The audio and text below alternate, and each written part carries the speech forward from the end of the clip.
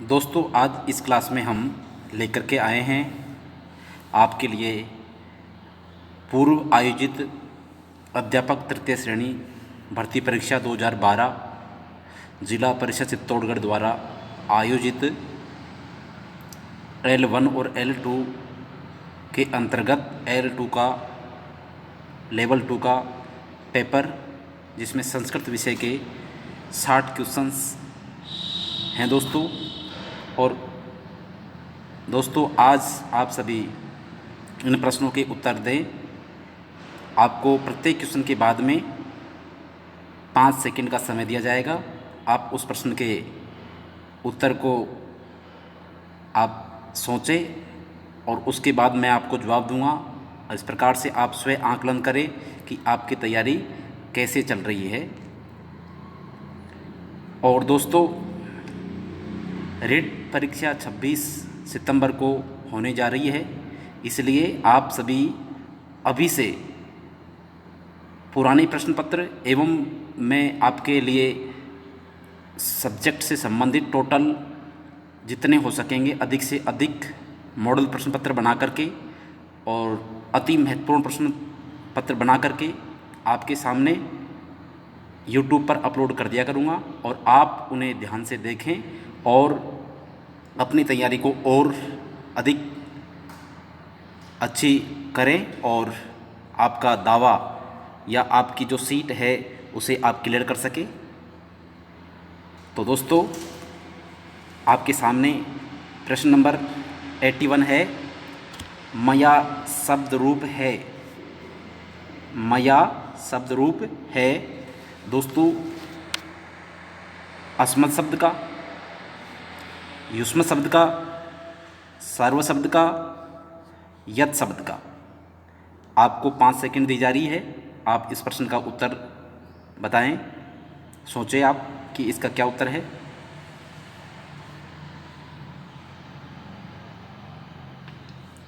दोस्तों, इस प्रश्न का उत्तर है अस्मत् शब्द का। ठीक है, अस्मत् शब्द के रूप चलते हैं अहम, आवाम, वयम, प्रथमा, माम, आवाम, असमान द्वितीया, मया। तो ये मया तृतीया के एक वचन का रूप है। ठीक है दोस्तों, बात करें युष्म शब्द की तो युष्म शब्द के रूप चलते हैं त्वम, युवाम, यूयम, प्रथमा। और बात करें सर्व शब्द का तो सर्व शब्द के रूप चलते हैं, तीनों लिंगों में अलग अलग चलते हैं। अगर पुल्लिंग की बात करें तो सर्वा, सर्वे, सर्वाः, प्रथमा। ठीक है। और यदि दोस्तों यत् शब्द की बात करें तो यत् शब्द के रूप चलते हैं ये, यौ, ये पुल्लिंग में चलते हैं, ये, यौ, ये स्त्रीलिंग में चलते हैं, या, ये, याह, प्रथमा। और नपुंसकलिंग में चलते हैं यत्, ये, यानी। ठीक है दोस्तों, तो इसका सही आंसर होगा ऑप्शन नंबर ए, अस्मत् शब्द का। ठीक है दोस्तों, अगला क्वेश्चन है तत् शब्द का स्त्रीलिंग षष्ठी एक वचन में रूप है। तत् शब्द का स्त्रीलिंग षष्ठी एक वचन में रूप क्या है। तस्या, तस्या बिना विसर्ग वाला, तस्यै, तस्याम।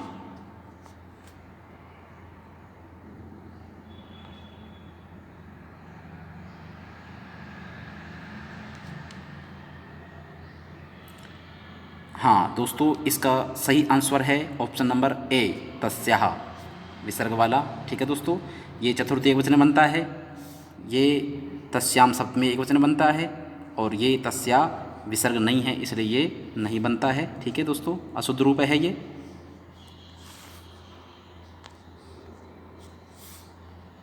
तो सही आंसर होगा तस्या। अगला प्रश्न है दोस्तों, कस्य का संबंध है। कस्य का संबंध है यत् शब्द से, किम शब्द से, यत् शब्द से, यत् तत् शब्द से। तो दोस्तों 83 में कस्य का संबंध है किम शब्द से। किससे? किम शब्द से। सही आंसर होगा किम शब्द। और दोस्तों कस्य कैसे बनता है? किम शब्द सर्वनाम शब्द है और इसके तीनों लिंगों में रूप चलते हैं पुल्लिंग, स्त्रीलिंग और नपुंसकलिंग में। यदि पुल्लिंग की बात करें तो कै कौ के प्रथमा, कम कौ कान द्वितीया, केन काभ्याम कई तृतीया, कस्मै काभ्याम केभ्य चतुर्थी, कस्मात् काभ्याम केभ्य पंचमी, कस्य षष्ठी के एक वचन में कस्य बनता है किम शब्द का पुल्लिंग में। और यदि बात करें स्त्रीलिंग की तो का के काहा इस प्रकार से रूप चलते हैं, और नपुंसकलिंग में किम के कानी की तरह रूप चलते हैं, किम के क्या कानी अर्थात ज्ञानम ज्ञाने ज्ञानानी इस प्रकार से रूप चलते हैं। तो इसका सही आंसर होगा बी। अगला प्रश्न है दोस्तों 84, और इदम शब्द स्त्रीलिंग द्वितीय बहुवचन का रूप है। इदम शब्द स्त्रीलिंग द्वितीय बहुवचन का रूप है। द्वितीय बहुवचन की बात कर रहे हैं दोस्तों यहाँ कि इदम शब्द स्त्रीलिंग में हो और द्वितीय बहुवचन में जो रूप बनता हो उनमें से कौन सा है दोस्तों। ए इमे, बी इमाह, सी इमाम, डी इयम। तो दोस्तों बताएं, इसका सही आंसर होगा दोस्तों इमाहा। क्या बनेगा दोस्तों, इमाहा। बी आंसर इस क्वेश्चन का सही होगा। इसके स्त्रीलिंग में रूप चलते हैं इदम शब्द के। यह भी इदम शब्द सर्वनाम शब्द है और तीनों लिंगों में रूप चलते हैं इसके। स्त्रीलिंग में इयम इमे इमाहा प्रथमा, इमाम इमे इमाहा द्वितीया। प्रथमा और द्वितीया के बहुवचन में इमाहा बनता है। तो इसका सही आंसर होगा बी। अगला प्रश्न है दोस्तों 85 85, लता शब्द है दोस्तों, और स्त्रीलिंग, लता शब्द स्त्रीलिंग में आता है दोस्तों चतुर्थी एक वचन में क्या रूप बनता है दोस्तों बताइए। ए लतया, बी लतायै, सी लतायाः, डी लताया बिना विसर्ग वाला। ठीक है दोस्तों, तो लता शब्द दोस्तों रमा की तरह चलता है, बालिका शब्द की तरह चलता है। तो आपको दोनों में से कोई सा भी शब्द याद हो तो बोल करके देख सकते हैं। तो इसमें सही आंसर क्या होगा दोस्तों, चतुर्थी एक वचन में बनता है बालिका से बालिका यई, रमा से रमा यई, लता से क्या बनेगा, लता यई। क्या बनेगा, लता यई। लता लते लताः प्रथमा, लताम लते लताः द्वितीया, लतया लताभ्याम लताभि तृतीया, लता यई चतुर्थी के एक वचन में बनता है लता यई। बी आंसर सही होगा। अगला प्रश्न है दोस्तों 86, भवंती शब्द में लकार है। 86वां प्रश्न है, भवंती शब्द में लकार है। दोस्तों लकार 10 होती है लेकिन आपके सिलेबस में ओनली 5 है।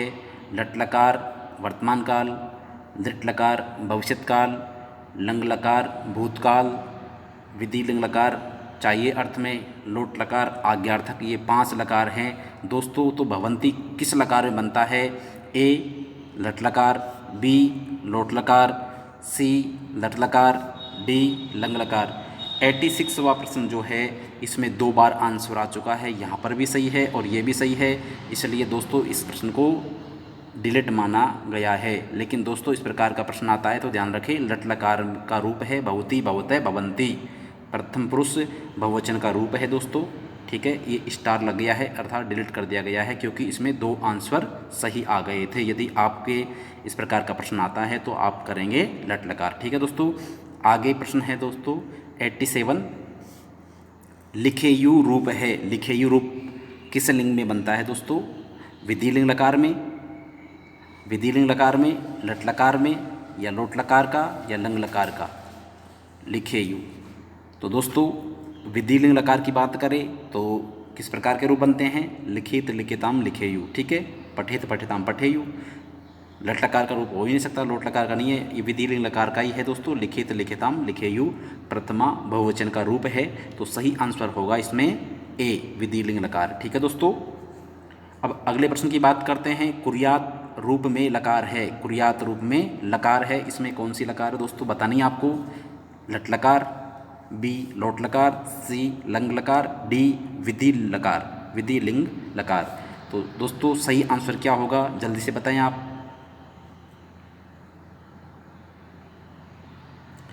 एटी 88 का आंसर होगा दोस्तों लट लकार में तो रूप चलते हैं पठती पठते पठंती की तरह। ठीक है दोस्तों, करोति कुरुतय कुर्वंती।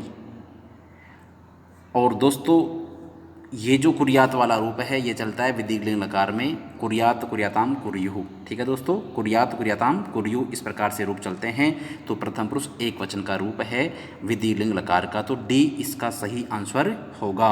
और लंग लकार की बात करते हैं तो दोस्तों शब्द रूप के पहले, धातु रूप के पहले ए जुड़ जाता है। ठीक है, जैसे पठती में जैसे पठ धातु है तो ए पठत बनता है। ठीक है, तो इसमें लंग लकार हो ही नहीं सकता है। लट लकार की बात करें तो मैंने आपको बोल के बताया कि करोति कुरुतः कुर्वन्ति। ठीक है, और लोट लकार की बात करें तो लोट लकार का रूप है नहीं, क्योंकि दोस्तों लोट लकार में क्या चलता है, पठतु पठताम पठंतु इस प्रकार से रूप चलते हैं। तो आपको सही आंसर देना है, डी वाले पे टिक करना है। ठीक है दोस्तों, अब बात करते हैं 89वें प्रश्न की। हरंते रूप में धातु है। दोस्तों हरंते रूप में धातु है, कौन सी धातु है बताएं आप दोस्तों। हरंते,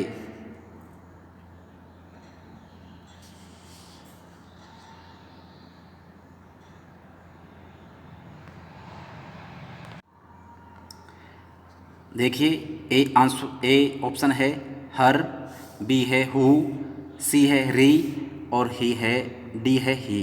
तो दोस्तों इसमें कौन सा आंसर होगा, अर्थात इसमें हरंते में मूल धातु क्या है, मूल धातु क्या है। तो दोस्तों इसका सही आंसर होगा सी, री धातु है दोस्तों, क्या है, री धातु है। अगला प्रश्न है दोस्तों, जन धातु लंग लकार मध्यम पुरुष एक वचन। जन धातु लंग लकार जन धातु है और लंग लकार मध्यम पुरुष एक वचन का रूप है दोस्तों, वह कौन सा है।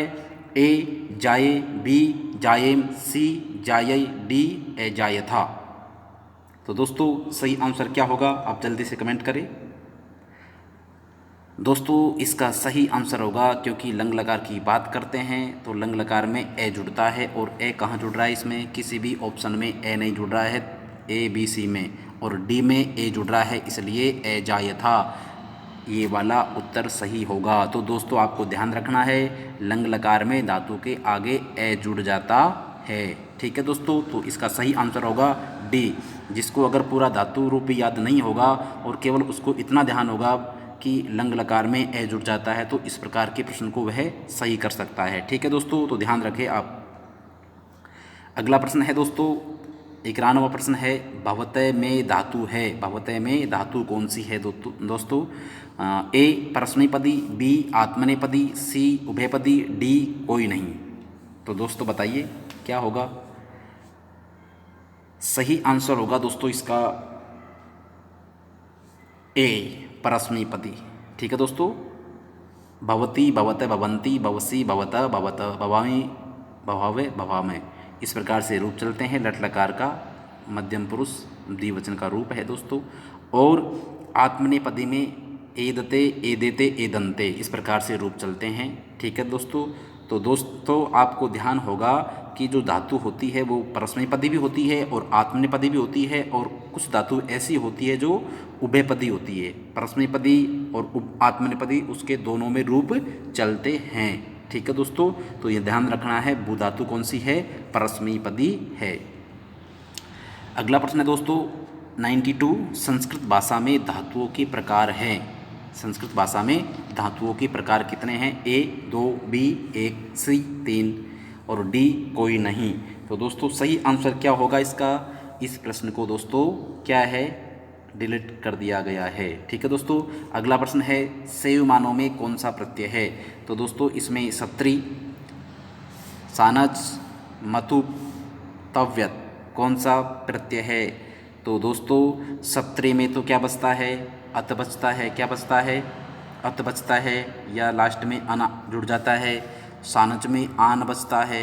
ठीक है, सानच में आन, और मतुप में मान जुड़ जाता है। ठीक है, और तव्यत में तव्य जुड़ जाता है। अब दोस्तों यहाँ जो सत्री सेव माना है, सेव धातु जो होती है उससे सानच प्रत्यय करने पर क्या बनता है, सेवमानम बनता है। क्या बनता है, सेवमानम। तो दोस्तों इसमें सही आंसर क्या होगा, सही आंसर होगा इसमें बी। क्या आंसर होगा दोस्तों, बी सही आंसर होगा।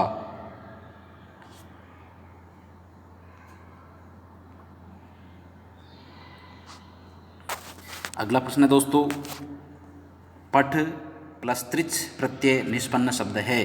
पठ धातु से त्रिच प्रत्यय करने पर कौन सा रूप बनता है? ए पठति यानी पठित, बी पठिता, सी पठतु, डी पठिताम। तो दोस्तों सही आंसर क्या होगा? जल्दी से कमेंट करें, आप अपना जवाब दें। तो दोस्तों इसका सही आंसर होगा पठिता। सही आंसर क्या होगा? पठिता। पठ धातु से त्रिच प्रत्यय करेंगे तो पठित्री शब्द बन जाता है। मूल क्या बन जाता है? पठित्री। ठीक है दोस्तों। और पठित्री जब ऋकारांत शब्द बन जाता है तो पठिता, पठितारव, पठितार इस प्रकार से रूप बनते हैं। तो ये प्रथमा विभक्ति के एक वचन का रूप है पठिता। ठीक है। अगला प्रश्न है दोस्तों 95, कृत्य प्रत्यय में सम्मिलित नहीं है। दोस्तों कृत प्रत्यय में सम्मिलित नहीं है। कौन सा प्रत्यय सम्मिलित नहीं है? ए तव्यत, बी यत, सी अनियर, डी मतुप। तो दोस्तों कृत प्रत्यय में 7 प्रत्यय आते हैं। कौन से कितने आते हैं? 7 प्रत्यय आते हैं। उस 7 प्रत्ययों के अंतर्गत कौन सा प्रत्यय नहीं है? दोस्तों तव्यत तो है, कृत प्रत्यय में शामिल है, यत भी है, अनियर भी है, मतुप प्रत्यय नहीं है। तो इसका डी आंसर सही होगा। क्या होगा दोस्तों? डी आंसर सही होगा। तव्यत, तव्य और अनियर 3 प्रत्यय तो ये हो गए। यत, कप, कप और ण्यत 6 और ये कितने प्रत्यय हो गए? 6-7 प्रत्यय हो गए। ठीक है दोस्तों। इस प्रकार से मतु प्रत्यय कृत प्रत्यय के अंतर्गत नहीं आते हैं और ये डी आंसर सही होगा। अगला प्रश्न है दोस्तों 96, समास के भेद हैं। कितने भेद होते हैं दोस्तों? प्रश्न 96 दोस्तों इसको डिलीट मान लिया गया है। ठीक है। इसमें लघु सिद्धांत कौमुदी के अनुसार तो कितने माने गए हैं दोस्तों? 5 माने गए हैं और सिद्धांत कौमुदी के अनुसार 4 माने गए हैं। तो दोस्तों ये इस प्रश्न को डिलीट मान लिया गया है। यदि इस प्रकार का प्रश्न आता है तो दोस्तों वहाँ आपको 4 या 5 में से एक ऑप्शन मिलेगा। ठीक है। और यदि आपको ऐसे पूछा जाता है कि लघु सिद्धांत कौमुदी के अनुसार कितने समास होते हैं तो आपको 5 आंसर देना है। या यूँ पूछे कि वरदराज के अनुसार तो भी 5 देना है। और भट्टोजी दीक्षित के अनुसार कितने होते हैं? 4 होते हैं। और सिद्धांत कौमुदी के अनुसार भी 4 होते हैं, जो कि भट्टोजी दीक्षित की रचना है। ठीक है दोस्तों। इसको डिलीट कर दिया गया है। अगला प्रश्न है दोस्तों 97, स्प्रेह रिप्सितः सूत्र का संबंध है। स्प्रेह रिप्सितः सूत्र का संबंध है और इसका उदाहरण है पुष्पेभ्य स्प्रियति, अर्थात चतुर्थी विभक्ति का संबंध है। इससे किसका संबंध है? चतुर्थी विभक्ति से। इसका सही आंसर होगा बी। सही आंसर क्या होगा दोस्तों? बी। 98 की बात करें दोस्तों, कविसु कालिदास श्रेष्ठ उदाहरण किस विभक्ति का है? तो कविसु में कौन सी विभक्ति है दोस्तों? बताइए। उसी विभक्ति का ये रूप हो जाएगा। सप्तमी है, पंचमी है, षष्ठी है, कोई नहीं। तो दोस्तों बताइए कौन सा सही होगा? कमेंट करें आप कमेंट बॉक्स में जल्दी से। तो दोस्तों इसका सही आंसर होगा सप्तमी, हरिसु, कविसु। ठीक है दोस्तों। इस प्रकार से सप्तमी इसका सही आंसर होगा। 99वां प्रश्न है संस्कृत भाषा में धातुओं के प्रकार है। दोस्तों इसको डिलीट कर दिया गया है। ठीक है दोस्तों। अगला प्रश्न है संयुग्मानों में कौन सा प्रत्यय है? दोस्तों रिपीट हो गया है, इसलिए इसको भी डिलीट कर दिया गया है। आपको ध्यान रखना है इसमें सानस प्रत्यय होता है। ठीक है। अगला प्रश्न है पठ और त्रिच, ये प्रत्यय पहले आ चुका है। इसका सही आंसर पठिता है। इसको डिलीट माना गया था क्योंकि रिपीट हो गया था प्रश्न। ये एग्जाम में कम से कम 7-8 प्रश्न ऐसे थे जो रिपीट हुए थे, उनको डिलीट मान लिया गया था। लेकिन इसका सही आंसर पठिता होगा दोस्तों। कृत प्रत्यय में सम्मिलित नहीं है। दोस्तों ये प्रश्न भी पहले आ चुका है और इसका सही आंसर क्या होगा? मतुप होगा दोस्तों। और इसको डिलीट मान लिया गया है। क्यों माना गया है? क्योंकि ये रिपीट हो गया है। आर मतलब रिपीट हो चुका था, इसलिए इसको डिलीट कर दिया गया था। समास के भेद कितने होते हैं? इस प्रश्न को भी क्या है दोस्तों? रिपीट भी हो गया था और इसको डिलीट माना गया था पहले भी। ठीक है दोस्तों। तो इस प्रकार से इसका भी द्वंद्व समास का उदाहरण है दोस्तों। द्वंद्व समास का उदाहरण है, बहुत अच्छा प्रश्न है। माता पितरौ, सपुत्र, वीर पुरुष, सप्तर्षि। तो दोस्तों इसका सही आंसर क्या होगा? कमेंट बॉक्स में कमेंट करके जल्दी से बताएं। आपको 5 सेकंड मिलती है, जल्दी से बताएं।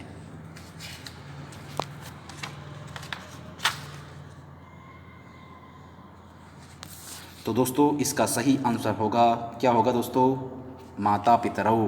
माता पितरौ, ए ऑप्शन इसका सही आंसर होगा। दोस्तों आपको ध्यान होना चाहिए द्वंद्व समास में क्या होता है, चार्थे द्वंद्वः, चार्थे द्वंद्व। चे के अर्थ में द्वंद्व समास होता है, माता च पिता च, माता पितरौ का माता च पिता च ऐसा विग्रह होता है, समास विग्रह, और इसमें दोनों ही पद प्रधान होते हैं। तो दोस्तों वीर और पुरुष इसमें भी दोनों पद प्रधान नहीं है, सपुत्र में भी नहीं है, सप्तर्षि में भी नहीं है, इसमें माता और पितरौ दोनों ही पद क्या है, प्रधान है। इसलिए इसका सही आंसर होगा ए, माता पितरौ, इसमें द्वंद्व समास है। ठीक है दोस्तों, अगला है दोस्तों प्रश्न नंबर 105, निश्चल शब्द में उपसर्ग है। बहुत अच्छा प्रश्न है दोस्तों, और ये प्रश्न आरपीएससी द्वारा आयोजित फर्स्ट ग्रेड परीक्षा में भी पूछा गया था दोस्तों। सही से आंसर बताएं आप, इसका क्या आंसर हो सकता है दोस्तों, ए निस, बी निस, सी निर और डी नी। कमेंट बॉक्स में कमेंट करें जल्दी से।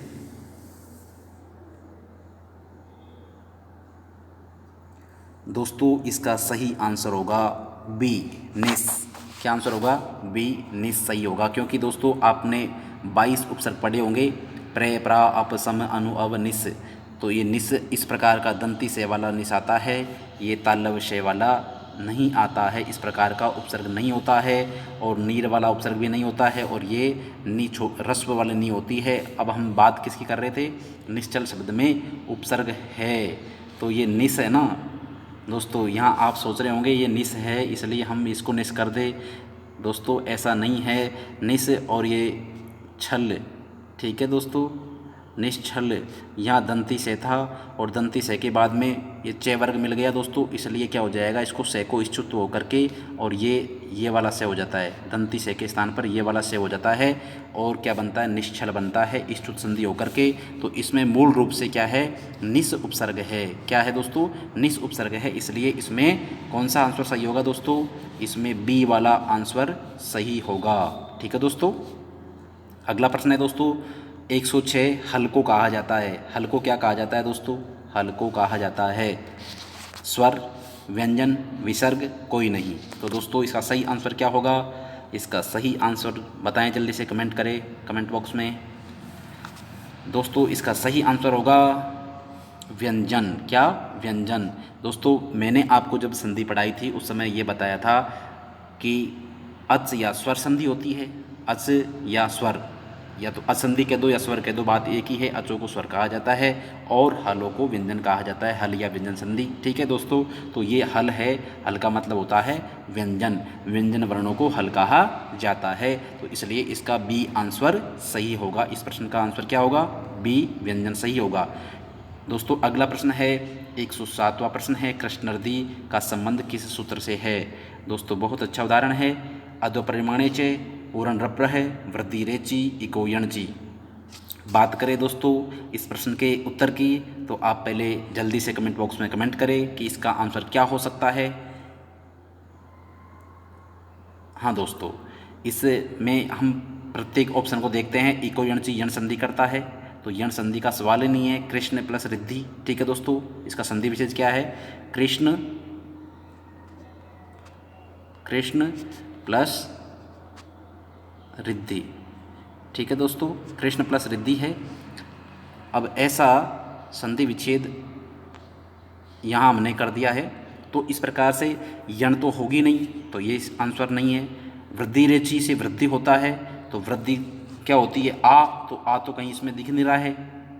आर वृद्धि होती है तो भी नहीं दिख रहा है। ठीक है, वृद्धि में कौन कौन से अक्षर आते हैं, आ, आई और औ, ये तीनों ही अक्षर, तीनों ही स्वर इस कृष्ण नदी में कहीं दिखाई नहीं दे रहे हैं, तो वृद्धि रेची भी सूत्र इसमें नहीं लगेगा। ठीक है, और अद्वपरिमाणे च, ये तो कारक विभक्ति का है, कारक वाला है, इसमें परिमाणवाचक या मार्गवाचक जो शब्द होते हैं उनके योग में विभक्ति होती है। ठीक है दोस्तों, इसका संबंध नहीं है। अब बात करें पूर्ण रप्रय, तो इसे रप्रत्व होता है, कृष्ण प्लस ए प्लस री बराबर गुण तो होता है ए। ठीक है दोस्तों, और रप्रत्व होकर के अर्गुण होता है, इसमें क्या होता है, अर्गुण होता है, तो इस प्रकार से इसमें बी आंसर होगा।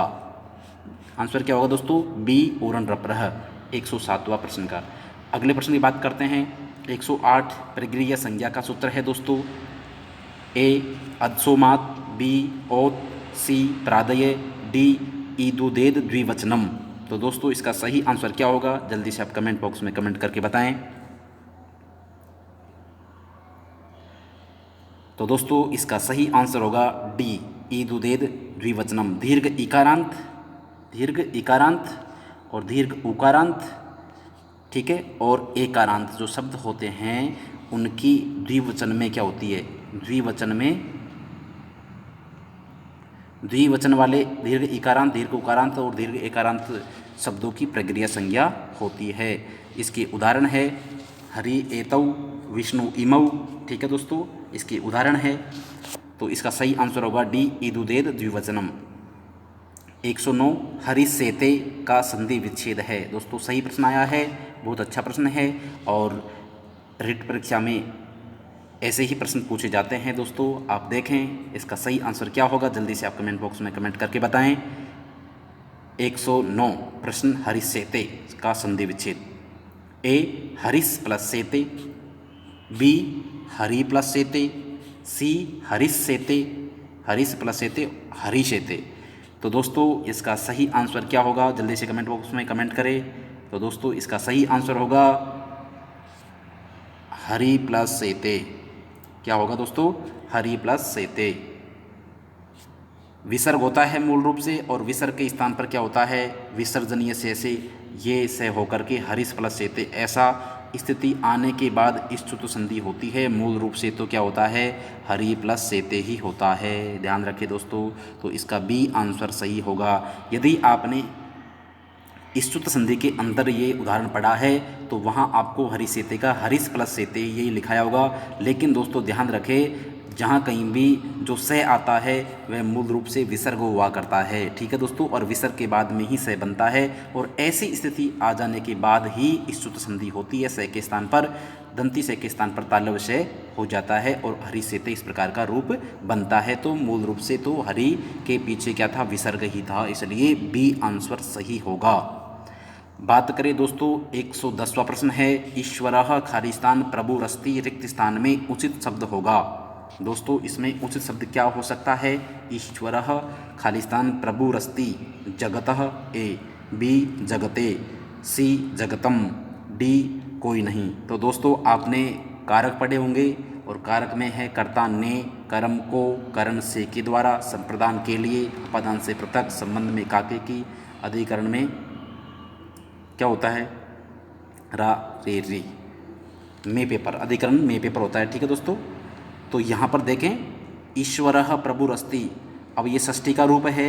ईश्वर संसार का, जगते माने होता है संसार का प्रभु है, ईश्वर है, और जगते माने संसार में प्रभु है, ईश्वर संसार में प्रभु है। और जगतम द्वितीया का हो गया, का कर्ता ने को, ईश्वर को प्रभु है, इस प्रकार से इसमें सही आंसर होगा ए। क्या होगा दोस्तों, ए। बात करते हैं 111वां प्रश्न, रामय पुस्तकम पठति वाक्य में विभक्ति कौन सी है दोस्तों। तो इसमें कौन सी विभक्ति है, जल्दी से बताएं। 111वां प्रश्न है। 111वां प्रश्न में दोस्तों वाक्य में विभक्ति है। अब राम की बात करें तो प्रथम विभक्ति है, पुस्तक की बात करें द्वितीय विभक्ति है, और पठति की बात करें तो कौन सी है, प्रथम पुरुष एक वचन का है। तो इस प्रकार से प्रश्न गलत होने के कारण इसको डिलीट मान लिया गया है दोस्तों। इसमें प्रश्न क्या होता, या तो प्रश्न ऐसे होता कि अंडरलाइन कर देते राम में कौन सी व्यक्ति है, या पूछते कि पुस्तक में कौन सी व्यक्ति है, तो प्रश्न सही होता।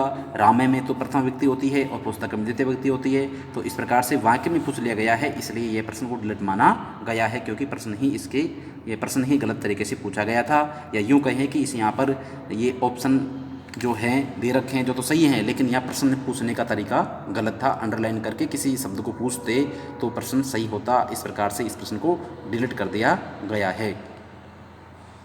स्पृहे रिप्सितः प्रश्न नंबर 112 है दोस्तों। इसकी बात करें तो इसमें भी क्या होता है दोस्तों, इसको भी डिलीट मान लिया गया है इस प्रश्न को।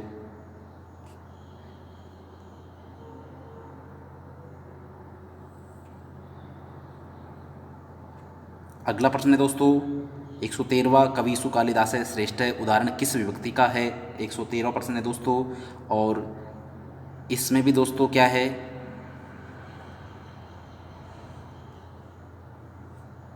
रिपीट होने के कारण ये रिपीट हो गया है दोस्तों, ये भी रिपीट हो गया था और ये भी रिपीट हो गया था, इसलिए इसको डिलीट मान लिया गया है, जबकि इसका सही आंसर सप्तमी विभक्ति होगा। ठीक है दोस्तों, और इसमें क्या होगा, चतुर्थी विभक्ति का संबंध है इससे। ठीक है, बी आंसर सही होगा। रिपीट होने के कारण इसको डिलीट मान लिया गया था, जबकि इसका सही आंसर सप्तमी विभक्ति होगा। 114 प्रश्न है, निम्न में से कारक नहीं है कर्ता, संबंध, अधिकरण और संप्रदान। तो दोस्तों कर्ता कारक होता है, आपको याद होगा, कारक का एक श्लोक है, कर्ता करम च करणम च संप्रदानम तथैव च अपादानाधिकरणम इत्याहु कारकाणि षट्। कर्ता, कर्म और करण, संप्रदान, अपादान, ठीक है, अधिकरण, ये कारक होते हैं, लेकिन संबंध को कारक नहीं माना गया है, इसलिए इसमें सही आंसर होगा बी, संबंध कारक। 115 प्रश्न है दोस्तों, कारकों की संख्या है, कारकों की संख्या कितनी होती है। तो दोस्तों अभी मैंने आपको श्लोक बोल करके बताया था, कर्ता कर्म च करणम च संप्रदानम तथैव च अपादानाधिकरणम इत्याहु कारकाणि षट्। तो कारकाणि षट् मतलब कितने होते हैं, 6 होते हैं। कारक कितने होते हैं, 6 होते हैं दोस्तों। अगला प्रश्न है 116, अकथितम च सूत्र का उदाहरण है। अकथितम च सूत्र का उदाहरण क्या है दोस्तों, सभी बताएं। मोहन कलमेन लिखति, रमा मोहनेन सह पुस्तकं पठति, लता रमां वस्त्रं याचते, छात्रे गुरुणा प्रश्नं पृच्छति। तो दोस्तों इसका सही आंसर क्या होगा, बताएं आप। अकथितम च सूत्र में क्या होता है दोस्तों, दूह याच पच दंड रुद्र प्रच ची ब्रुस सास जी मथ मुस नी री कृस वह। ये 16 धातुएं हैं और इनके योग में क्या होता है, द्विकर्मक होता है और वहाँ द्वितीय विभक्ति होती है। तो यहाँ इसमें लिख धातु नहीं आती है। ठीक है दोस्तों, लिख धातु नहीं आती है, तो ये उदाहरण नहीं हो सकता है। पुस्तकम पठती है इसमें दोस्तों पीछे, तो ये भी नहीं है, और पृच्छति भी है, ये भी नहीं है। ठीक है दोस्तों, तो इसका सही आंसर होगा याचते। दूह याच, याच धातु है, इसलिए इसका सही आंसर होगा लता रमाम पुस्तक वस्त्रम याचते। ठीक है दोस्तों, अगला उदाहरण है, अगला प्रश्न है दोस्तों, वृहत्त्रयी में प्रश्न में नहीं है, वृहत्त्रयी में नहीं है, ये रचनाएं हैं सभी। ठीक है, महाकाव्य है, और इनमें से ऐसा कौन सी रचना नहीं है जो वृहत्त्रयी में नहीं आती है। तो दोस्तों वृहत्त्रयी का आपको ट्रिक बताता हूँ, याद रखना है। वृहत्त्रयी में कौन कौन से आते हैं, किशन, की, स, न। ठीक है दोस्तों, की से किरातार्जुनीयम, ठीक है दोस्तों, और से शिशुपाल वधम, और न से नैषधीय चरितम। ठीक है दोस्तों, अब क्या हुआ दोस्तों, वृहत्त्रयी में कौन सी नहीं है, तो रघुवंश नहीं है, इसलिए इसका सही आंसर होगा ए। और दोस्तों लघुत्रयी और होती है, जिसे हम कहते हैं कुमेर, क्या कहते हैं, कुमेर। ठीक है दोस्तों, लघुत्रयी में आता है कुमेर, कुमेर। ठीक है दोस्तों, तो कुमेर में होता है कु से कुमार समूह, में से मेघदूत, और रे से रघुवंश महाकाव्य, ये लघुत्रयी में आते हैं। ठीक है दोस्तों, ये रचनाएं। अगला प्रश्न है 118, नख भिन्न पद का समास विग्रह है। नख भिन्न पद का समास विग्रह है दोस्तों, यहाँ पर लौकिक विग्रह बताए गए हैं सभी ऑप्शनों में। तो इस नख भिन्न का लौकिक विग्रह क्या होगा दोस्तों, नखात भिन्न, नखई भिन्न, नखेभ्य भिन्न, नखेशु भिन्न। तो दोस्तों सही आंसर क्या होगा, जल्दी से आप कमेंट बॉक्स में कमेंट करके बताएं। तो दोस्तों इसका सही आंसर होगा नखई भिन्न, बी आंसर सही होगा दोस्तों। बात करते हैं अगले प्रश्न की। तो 119 प्रश्न है दोस्तों, आचार्य पद में कौन सा प्रत्यय है। दोस्तों आचार्य ये पद है और इसमें कौन सा प्रत्यय है, चाप, डाप, टाप और उंग। तो दोस्तों कौन सा प्रत्यय होगा, जल्दी से कमेंट करें आप दोस्तों। दोस्तों इसका सही आंसर होगा टाप प्रत्यय। क्या, टाप प्रत्यय। टाप में से क्या बचता है दोस्तों, आ बचता है। ठीक है दोस्तों, आचार्य शब्द से टाप करेंगे और क्या बन जाएगा, आचार्य। ठीक है दोस्तों, अगला प्रश्न है 120वां, शुद्ध शब्द है। शुद्ध शब्द कौन सा है, इसमें 2 बार, ये भी सही है और ये भी। दोस्तों इसमें 2 बार क्या हुआ है, प्रश्न का आंसर सही दे दिया गया है, ये भी सही है और ये भी सही है, इसलिए इस प्रश्न को डिलीट माना गया है। ठीक है दोस्तों, तो स्वास्थ्यम ये इस प्रकार से लिखा जाता है, आप ध्यान रखें। अगला प्रश्न है 121वां, बांधवह पद में कौन सा प्रत्यय है? बांधवह प्रत्यय पद में कौन सा प्रत्यय है? तो दोस्तों सत्री है, या फिर सानच है, या फिर अण है, या फिर तल है। कौन सा प्रत्यय होगा दोस्तों? जल्दी से कमेंट बॉक्स में कमेंट करके बताएं। तो दोस्तों इसका सही आंसर होगा सी, अण प्रत्यय। बंधु शब्द से बनता है बांधव।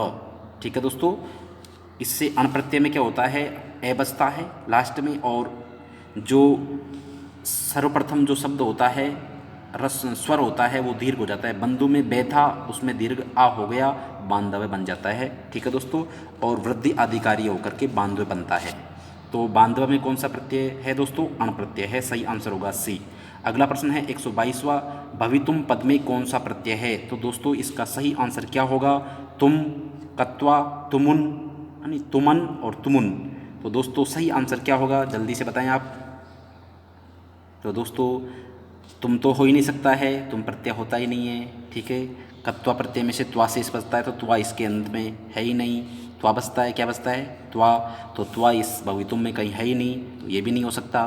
तुमुन, तुमन, तुमन प्रत्यय होता ही नहीं है दोस्तों। तो बचा क्या? तुमुन। तुमुन में से क्या बचता है? तुम शेष बचता है। क्या बचता है? तुम शेष बचता है। तो इस प्रकार से डी आंसर सही होगा। ठीक है दोस्तों, भवितुम में तुमुन प्रत्यय होता है। बात करते हैं अगले प्रश्न की ओर बढ़ते हैं दोस्तों। 123वां प्रश्न है, पट धातु का लोट लकार मध्यम पुरुष एक वचन में रूप होगा। तो दोस्तों पट धातु के आपको पांचों लकारों में रूप याद होने चाहिए। लट लकार में पठते पठते पठंती चलते हैं, तो लोट लकार में पठतु, पठताम, पठंतु इस प्रकार से रूप चलते हैं। तो मध्यम पुरुष एक वचन में क्या रूप होगा दोस्तों? ए पठ, बी पठतम, सी पठ और डी पठानी। तो दोस्तों बोल के देखिए इसका सही आंसर क्या है, आप कमेंट बॉक्स में कमेंट करें जल्दी से। ए पठ, बी पठतम, सी पठ और डी पठानी। तो दोस्तों इसका सही आंसर होगा पठ। पठतु, पठताम, पठंतु, पठ मध्यम पुरुष एक वचन में बनता है पठ। ठीक है दोस्तों, तो सही आंसर होगा सी।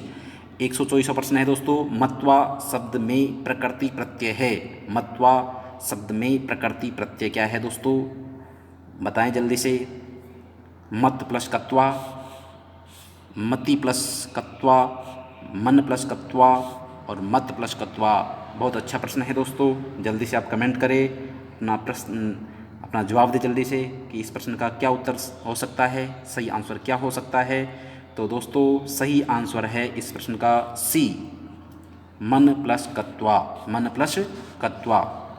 दोस्तों जहाँ भी कत्वा प्रत्यय होता है तो वहाँ पर मैं और न जो धातु में होता है उसका लोप हो जाता है, तो यहाँ न का लोप हो जाएगा। ठीक है, तो मैं बचेगा और कत्वा प्रत्यय में से त्वा शेष बचता है। ठीक है दोस्तों, तो क्या बन जाएगा? मत्वा बन जाएगा। इस प्रकार से इसका सही आंसर क्या होगा? मत्वा होगा। मत ऐसे होता ही नहीं है, ये तीनों आंसर आपके सही नहीं है, सी आंसर इसका सही है। ठीक है दोस्तों, अगले प्रश्न की ओर बढ़ते हैं। 125वां प्रश्न है, हरि शब्द का सप्तमी एक वचन रूप है। हरि शब्द आपको याद होना चाहिए दोस्तों, सप्तमी के एक वचन में क्या बनता है? आप जल्दी से जवाब दें, कमेंट बॉक्स में कमेंट करें। तो दोस्तों हरि शब्द का रूप चलता है हरि, हरि, हरया प्रथमा, हरिम, हरि, हरिण द्वितीया, हरिणा, हरिव्याम, हरिभि तृतीया, हरये, हरिव्याम, हरिभ्य चतुर्थी, हरे, हरिव्याम, हरिभ्य पंचमी, हरे, हरे, हरियो, हरिणाम षष्ठी, हर्रऊ सप्तमी के एक वचन में हर्रऊ बनता है दोस्तों। क्या बनता है? हर्रऊ सप्तमी के एक वचन में। सही आंसर होगा सी। आगे बढ़ते हैं दोस्तों अगले प्रश्न की ओर। 126वां प्रश्न है, एषः अश्वः राज्ञः वर्तते। एषः अश्वः राज्ञः वर्तते रेखांकित पद में विभक्ति है। यहाँ राज्ञ में अंडरलाइन कर रखा है दोस्तों, तो राज्ञ में कौन सी विभक्ति है आपको बतानी है। ए प्रथमा, बी तृतीया, सी चतुर्थी, डी षष्ठी। तो दोस्तों राजन शब्द है मूल रूप से, और किस विभक्ति में बनता है आप जल्दी से इसका आंसर दें। इसका सही आंसर होगा दोस्तों, जल्दी से आप दें, डी। सही आंसर होगा डी, पंचमी और षष्ठी के एक वचन में राज्ञः बनता है। ठीक है दोस्तों, पंचमी और षष्ठी के एक वचन में क्या बनता है? राज्ञः बनता है। तो सही आंसर क्या होगा इसका? डी। बात करते हैं अगले प्रश्न की ओर बढ़ते हैं दोस्तों। गो पुल्लिंग गे शब्द का चतुर्थी एक वचन में रूप क्या बनता है? चतुर्थी एक वचन में क्या बनता है दोस्तों? 127वां प्रश्न है। ऑप्शन नंबर ए गवये, बी गवे, सी गवाये, डी गवायई। तो दोस्तों इसका सही आंसर क्या होगा? इसका सही आंसर होगा बी गवे। अगले प्रश्न की ओर बढ़ते हैं दोस्तों। अशुद्ध वाक्य है। भिक्षुक है नृपम वस्त्रम याचते, सा वस्त्रम वयति, से नृपात कृत्यति, एति राजमार्गे गच्छन्ति। तो दोस्तों इसमें अशुद्ध वाक्य पूछा गया है। क्या पूछा गया है? अशुद्ध कौन सा है? भिक्षुक है नृपम वस्त्रम याचते। तो याच धातु के योग में क्या होता है दोस्तों? चतुर्थी विभक्ति होती है। ठीक है,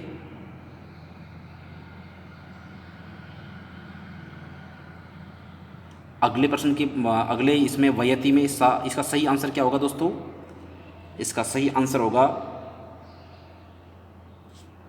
से नृपात कृत्यति, क्योंकि जिस पर क्रोध किया जाता है दोस्तों उसमें चतुर्थी विभक्ति होती है, जबकि ये नृपात में पंचमी कर रखी है। से नृपेभ्य कृत्यति इस प्रकार का होता, जबकि यहाँ नृपात दे रखा है, या जो गलत है। ठीक है दोस्तों, अगला प्रश्न है 129वां। रामः ग्रामम गच्छति वाक्य का बहुवचन में रूप होगा। ए रामः ग्रामम गच्छति, बी रामा ग्रामम गच्छति, सी रामः ग्रामम गच्छति गच्छन्ति, डी रामः ग्रामम गच्छति। बहुवचन का रूप क्या बनेगा दोस्तों? राम शब्द का आप बोल करके देखें, रामय रामऊ रामाह, तो रामा के विसर्ग होना चाहिए, तो ये तो हो ही नहीं सकता। यहाँ राम आ रहा है इसलिए ये तो नहीं हो सकता, और यह में राम आ रहा है तो डी भी नहीं हो सकता। अब बात करते रामाह, तो दोनों जगह रामा आ रहा है, बी और सी आंसर में। अब हम बात करते हैं जैसा कर्ता वैसी क्रिया, तो कर्ता बहुवचन का है तो क्रिया बहुवचन की होनी चाहिए। गच्छति तो एक वचन की है, तो ये आंसर नहीं हो सकता। तो सही आंसर क्या होगा दोस्तों? सी आंसर सही होगा।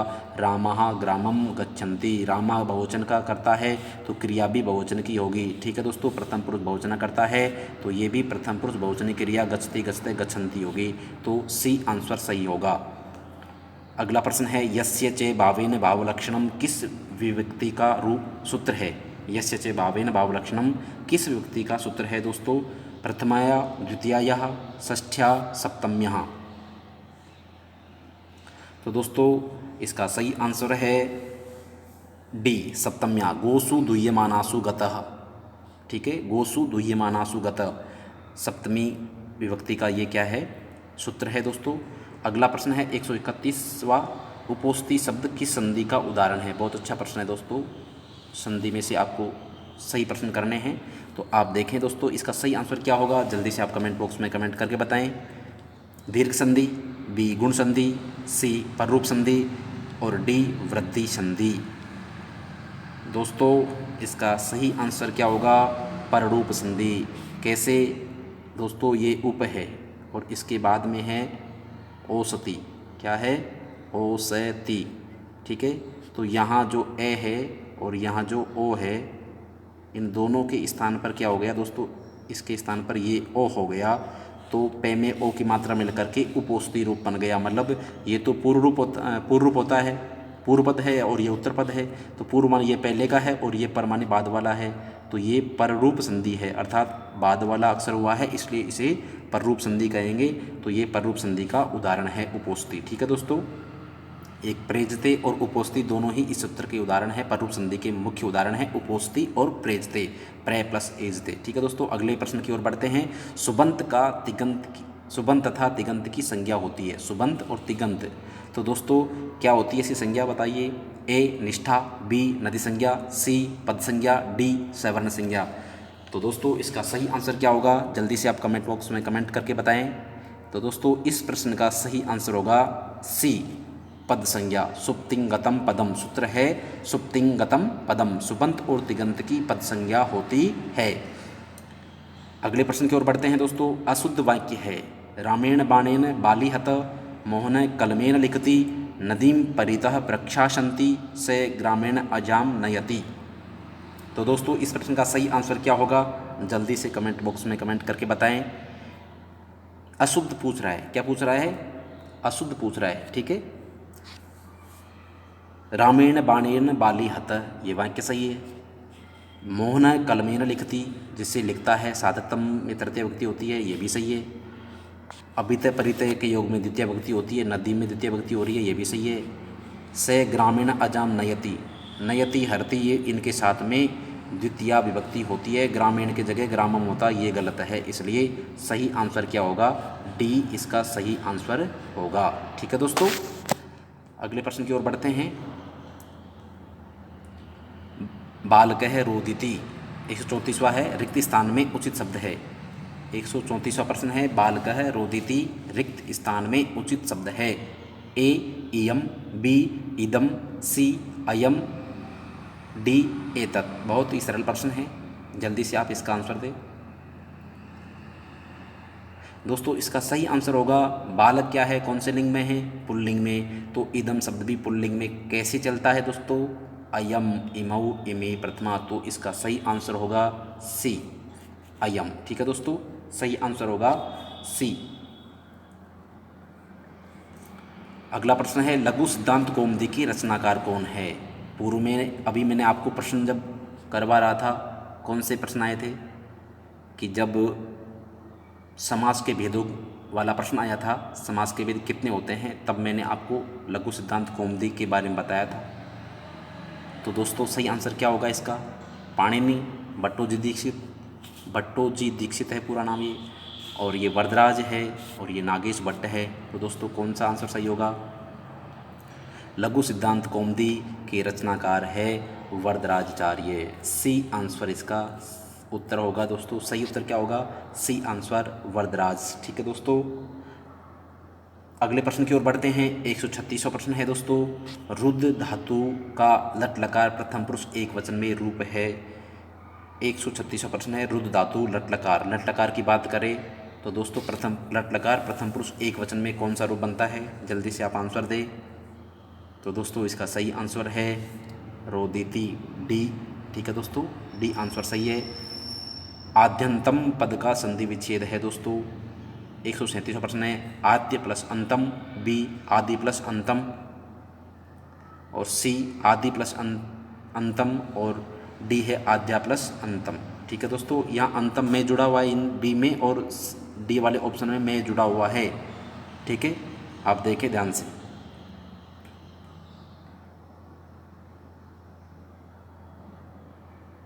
ये बी वाले में अंत ही है, अंतम नहीं है, और यहाँ भी अंत ही है दोस्तों। पूरा प्रिंट हो चुका है। तो बताइए इसके अनुसार, बताओ अब क्या आंसर होगा? आद्य प्लस अंतम का ये चार ऑप्शन आपके सामने हैं। ए आद्य प्लस अंतम, बी आदि प्लस अंत, सी आदि प्लस अंतम, डी आद्या प्लस अंत। तो दोस्तों इसका सही आंसर होगा सी आदि प्लस अंतम। यहाँ ई के स्थान पर यण हो जाएगा, ये आद्यंतम। ठीक है, ई के स्थान पर क्या हो जाएगा? ई के स्थान पर ये हो जाएगा। ठीक है, और दे और ये क्या हो जाएगा? ध्य हो जाएगा। ठीक है, ध्य में ए मिलेगा, अनंतम। ठीक है, आद्यंतम क्या हो जाएगा? आद्यंतम। 138वां प्रश्न है, ण्यत प्रत्यांत शब्द है। ण्यत प्रत्यांत शब्द कौन सा है? पेय, कार्य, सप्य, लभ्य। 138वें प्रश्न का आंसर आप कमेंट बॉक्स में कमेंट करके बताएं, क्या आंसर सही होगा इसका? दोस्तों इसका सही आंसर होगा कार्यः। री हलोर ण्यत, री वर्णांत और हलंत वर्ण होते हैं, उससे ण्यत प्रत्यय होता है, तो वहाँ बनता है कार्यम, कार्यः। ठीक है दोस्तों, इसका सही आंसर होगा बी। 139वें प्रश्न की ओर बढ़ते हैं। घनश्यामः पद में समास है। घनश्यामः पद में समास है दोस्तों। ए द्विगु, बी बहुव्रीहि, सी कर्मधारय, डी अव्ययभाव समास है। तो दोस्तों यहाँ विसर्ग है, इसलिए अव्ययभाव समास हो ही नहीं सकता है। अव्ययभाव समास में विसर्ग नहीं आता है। द्विगु समास में संख्या पूर्व में होती है, तो ये भी नहीं है। ठीक है दोस्तों, बहुव्रीहि और कर्मधारय बचा। तो दोस्तों यहाँ उपमेय और उपमाय का क्या है, इसलिए यहाँ कर्मधारय समास होगा। ठीक है दोस्तों, 139वां में सी आंसर सही होगा। अब ये प्रश्न अंतिम प्रश्न है 140वां दोस्तों। इत संज्ञा विधायक सूत्र है, कौन सा उत्तर इसका सही होगा? ए दर्शनलोपः, हलन्त्यम, सुप्तिंगंतम पदम, डी मौनुस्वारः। तो दोस्तों इत संज्ञा कौन सा सूत्र करता है, या इत संज्ञा विधायक सूत्र कौन सा है? तो दोस्तों इसका सूत्र है बी हलंत्यम। तो दोस्तों धन्यवाद।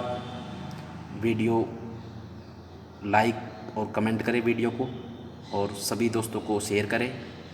धन्यवाद।